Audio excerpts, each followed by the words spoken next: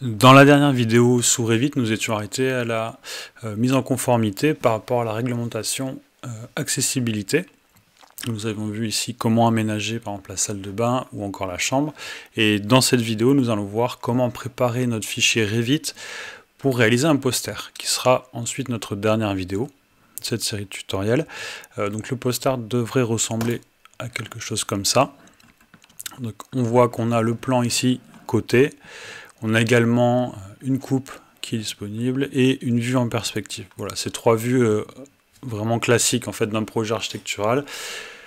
On pourrait en ajouter d'autres, mais on va rester simple. On voit aussi qu'on a ici un titre au niveau du poster et quelques images ont été ajoutées, notamment ici en zoomant un peu, on voit qu'on a une toiture végétalisée. La silhouette d'une personne pour se rendre compte en fait un petit peu de l'échelle de la coupe. C'est quelque chose de très courant également sur les coupes. Puis on a ajouté un peu de décor. Ici on voit derrière par exemple un arbre. Voilà, derrière la perspective. Voilà, donc l'objectif pour l'instant ça va être de préparer le fichier Revit, donc notamment de créer une coupe et de créer une perspective. Voilà, donc on repasse dans Revit. Alors pour la création de la coupe c'est très simple. Et c'est d'ailleurs un des gros avantages de Revit par rapport à d'autres logiciels type AutoCAD. C'est-à-dire qu'AutoCAD, on va dessiner trait par trait un bâtiment, et quand on va vouloir réaliser une coupe, il faudra également la dessiner trait par trait. Ici, comme on fait tout en 3D, comme on peut le voir ici, donc la coupe va être générée automatiquement par le logiciel. Donc pour cela, on vient dans l'onglet, ici, Vue, on vient sélectionner l'outil Coupe, on va réaliser une coupe, donc par exemple, on peut la faire passer ici. Voilà. Donc ici, on voit la flèche et le sens de vue. Puis on a ici le trait d'axe, l'axe de coupe, qui est en pointillé, qu'on voit ici. On va traverser notre maison. On peut également changer le sens de vue. Voilà. Et la profondeur de vue également. Alors la profondeur, on va la mettre traversante pour pouvoir avoir ici le mur du fond. Sur le sens, on va aller regarder un petit peu à quoi ressemble cette vue en coupe. Donc, lorsqu'on crée cet axe de coupe, on a un nouvel élément ici qui apparaît dans l'arborescence du projet, qui est un dossier coupe où on va retrouver toutes nos coupes. Donc, pour l'instant, j'en ai qu'une, qui s'appelle coupe 1. Je vais double-cliquer ici. Voilà. Alors, juste 2 secondes, je vous rappelle, si vous avez perdu l'arborescence du projet, vous pouvez la retrouver toujours dans Vue, Interface utilisateur et Arborescence du projet. Voilà. Donc je repars ici sur ma vue en coupe. Donc en zoomant un peu, on voit qu'on a le bureau, les baies vitrées, un petit peu de mobilier. Voilà. Et je m'aperçois qu'il y a quelques petites erreurs, notamment ici au niveau de la hauteur des cloisons. Voilà. On voit que en fait qu'elles ne vont pas jusqu'au plafond, donc on va faire contrainte supérieure, on va les arrêter au niveau 1. Voilà ici. Je vais prendre celle-ci également niveau 1.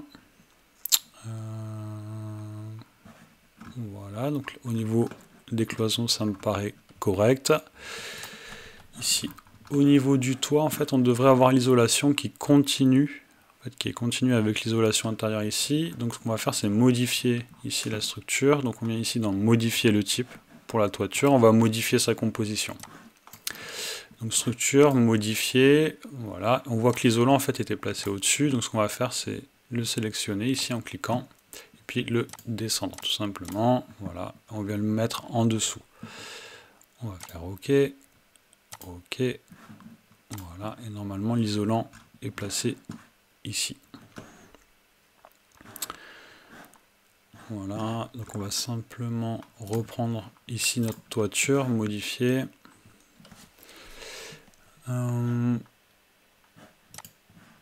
Est-ce qu'on peut mettre un motif peut-être?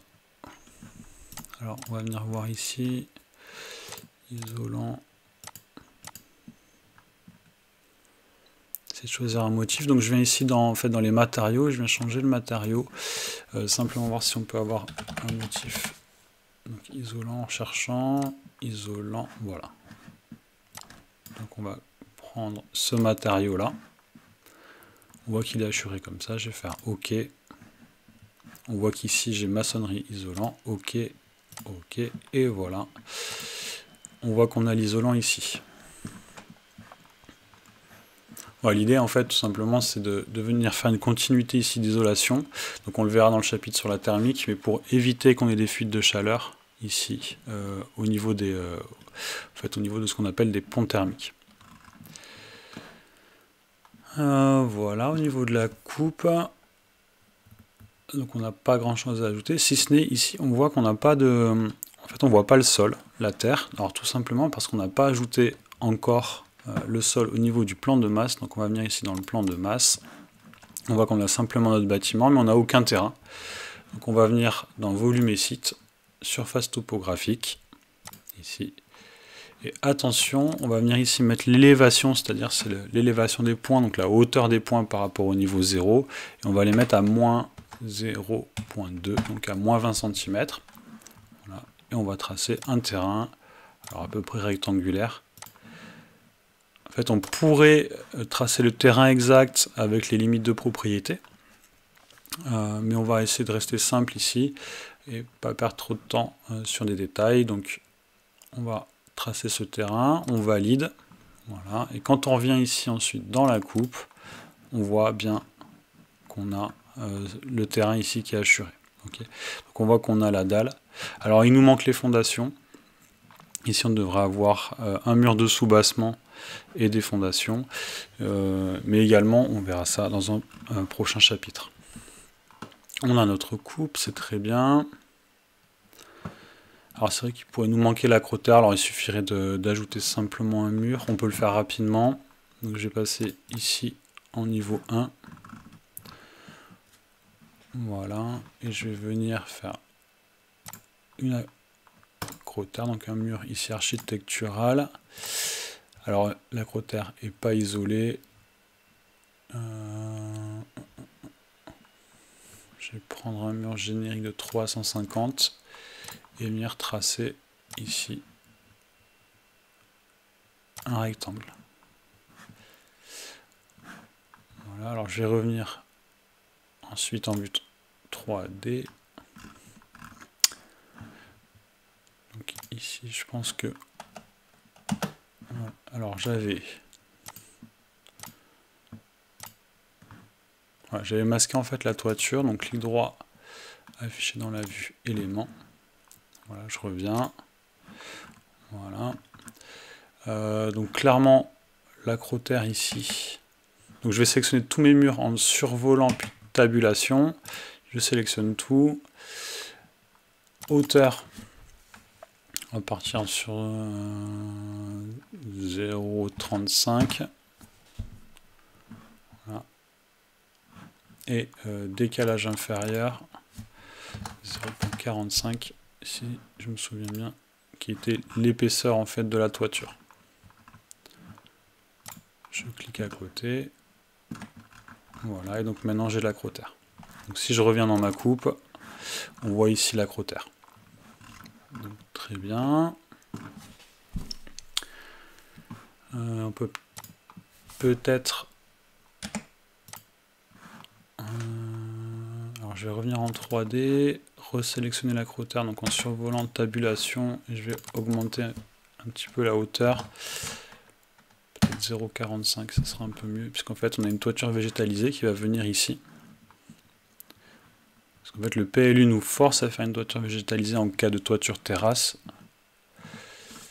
dans la commune de Sobriques, donc on va relever un petit peu l'acrotère pour prévoir cette toiture végétalisée. Voilà, c'est un petit peu mieux. Ok, on a notre coupe, il nous reste une dernière vue à faire, il s'agit de la vue en perspective, donc on revient au niveau 0. Voilà, et là ça va se passer également dans vue. On va... donc vue 3D, caméra. Et donc là on vient se placer d'un côté ou de l'autre, peu importe, je vais prendre un petit peu de côté, comme ça. Voilà.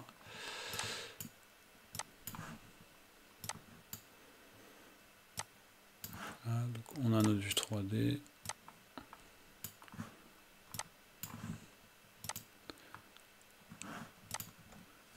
D'accord.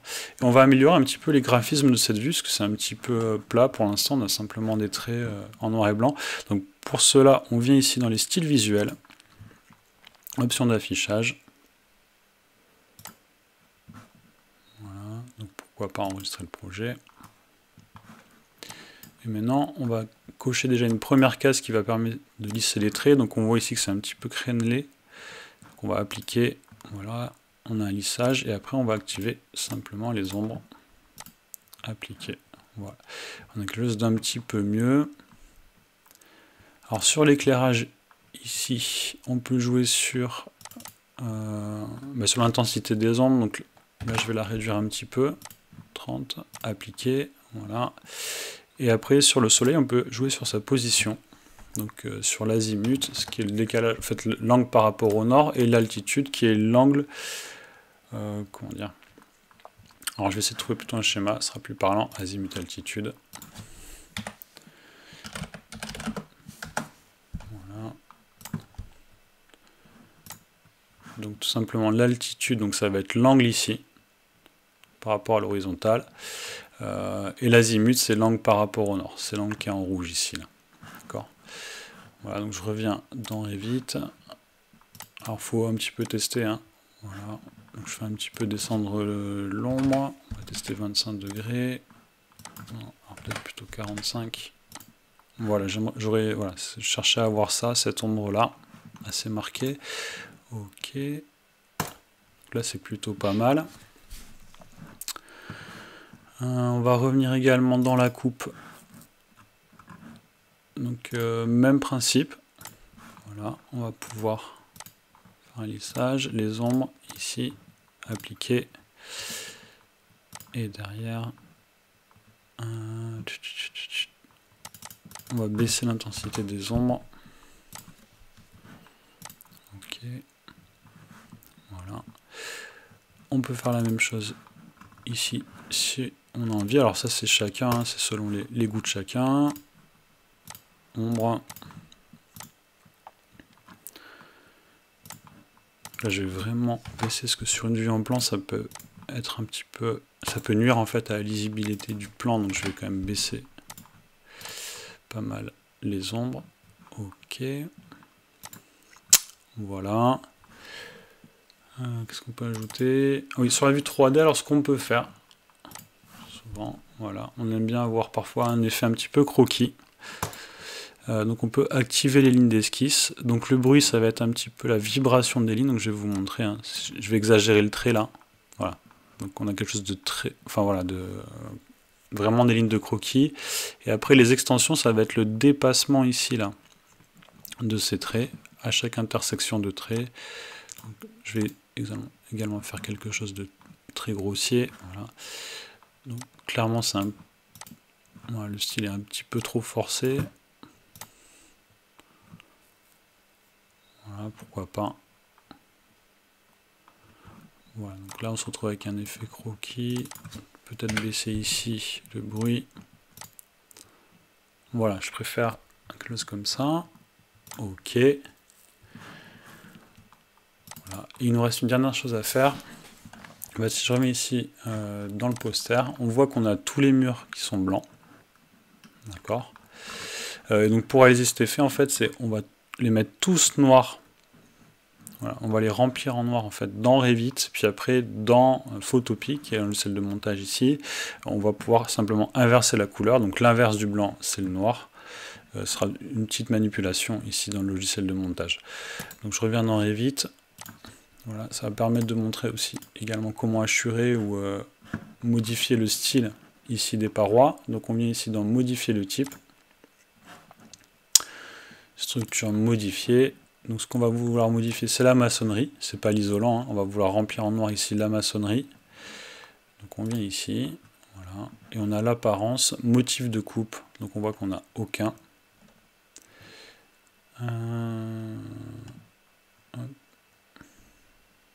Voilà, on va prendre remplissage solide, ok. Là on voit que c'est gris, donc si je fais appliquer, on devrait déjà avoir voilà, la couleur qui a changé. Sauf que nous on va vouloir mettre une couleur noire, donc je viens sélectionner ici la couleur, appliquer, voilà. Et donc là on voit qu'on a tous les murs qui ont été remplis en noir. On va faire la même chose ici pour les cloisons, modifier le type, modifier la structure, ici dans le matériau. Voilà. Motif de coupe. Alors il s'agit bien d'un motif de coupe puisque dans une vue en plan, en fait, on a coupé à 1 mètre du sol notre bâtiment, donc il s'agit bien en effet d'un motif de coupe. Voilà, ok, appliquer, ok, ok. Et l'avantage c'est que maintenant si on vient en coupe, on a également, comme il s'agit d'un motif de coupe, on a également les murs ici qui sont pochés en noir. Alors poché ça veut dire rempli. Il nous manque la toiture ici. Voilà, donc même manipulation. On vient modifier la structure. Donc là c'est l'ossature qu'on va vouloir modifier. Voilà. Donc on va mettre mur par défaut, pourquoi pas. Normalement c'est bon. Ok. C'est assez étonnant. J'aurais pensé que... Voilà. Ok. Donc vous voyez j'ai pris le même matériau que pour les murs en fait. Hein. Comme ça permet d'avoir le remplissage en noir. Et la dalle béton, on peut la remplir également. Donc modifier, modifier. Voilà. Donc là vous voyez qu'on a un motif comme ça. On va modifier ce motif, on va monter, on va le remplir en noir. Appliquer. Ok. Ok. Et ok. Voilà. Ici. Donc les niveaux là, qu'on voit ici par exemple, on n'en a pas besoin, donc on va faire... On va les masquer, clic droit, élément. Donc, alors, masquer dans la vue l'élément. Ça également. Si on veut ajouter une cote, on peut. Donc maintenant, annoter. On va prendre une cote linéaire et on va prendre les coins ici. Donc ce coin-là et ce coin-là. Ça n'a pas marché. Je réessaye.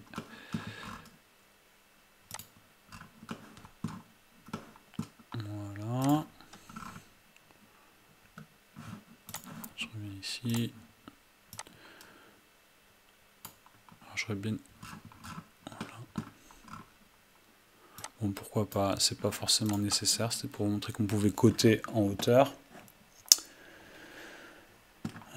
Ici, je vais peut-être décaler un petit peu la table. Ok. Voilà, bah écoutez, c'est pas mal.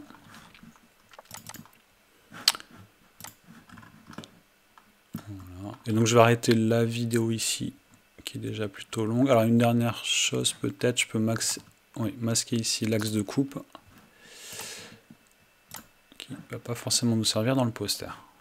Ok, mais je crois que tout est prêt. On a notre niveau 0. On a notre vue en perspective également. Et ici, notre vue en coupe. Donc je vais retirer finalement cette cote qui n'ajoute pas grand chose.